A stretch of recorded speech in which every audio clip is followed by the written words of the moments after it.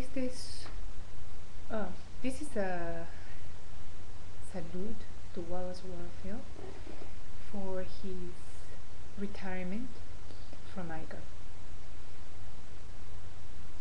Wallace, I know that I'm not there with you to congratulate you for all these years of unique work and companion to many students and colleagues and friends who have been in this road of building peace. From Peru and Latin America, many of my colleagues have had the honor of knowing you, of interacting with you and learning from you. I want to share some of the stories that I have the privilege of living with you. Some of them in ICAR, some of them in the field, working with community leaders, with youth, and some of them even in one or two countries in Latin America. You were my advisor when I entered into the PhD program. You were from the beginning treating me with respect and with this curiosity about what were the learnings, the knowledge, and the wisdom that each one of us as students and colleagues of yours were bringing to the field. You were, in that sense, very horizontal with all my cohort, and you encouraged us from the beginning in the different classes, third-party roles, APT, to reflect, to share, and to be humble into learning from one another. I remember in many occasions in situations in which we were learning, you pushed us to speak up, to ask the tough questions, to look into things that otherwise would be invisible. In many different situations, you spoke up about giving voice to the disempowered. You spoke up about looking at those who couldn't speak, those who wouldn't be heard in a regular and formal settings.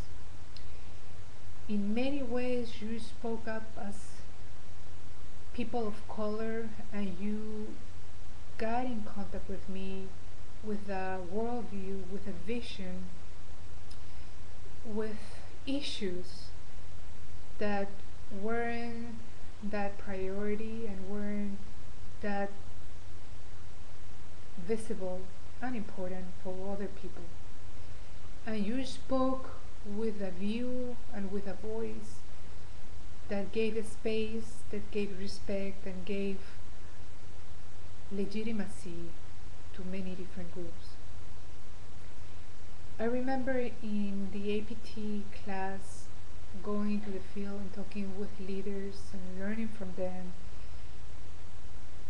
always asking the questions on how that group, how the power, how justice, how equity, how respect, and how peace can be achieved from the perspective of those groups, minority groups, disempowered groups, and many communities and people of color.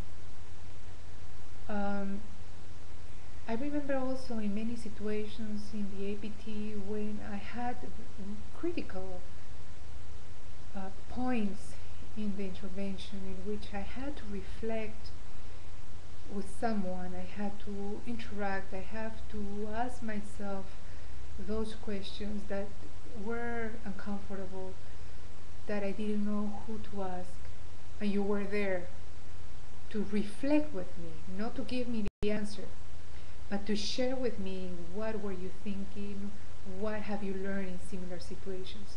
And that's something that I was able to do all along these years of working in the field. Even when I was in Guatemala, I remember writing an email to you and to Chris Mitchell and asking these questions: what do I do in these situations where the despair, where the inequality in power is so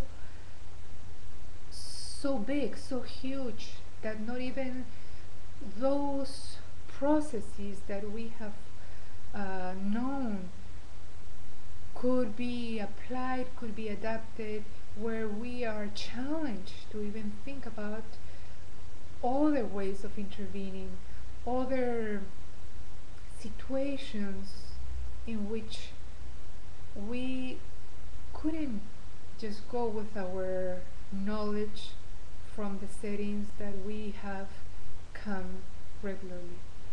And you were ready there to share with me, you were ready there to ask more questions and to make the answer even more complicated.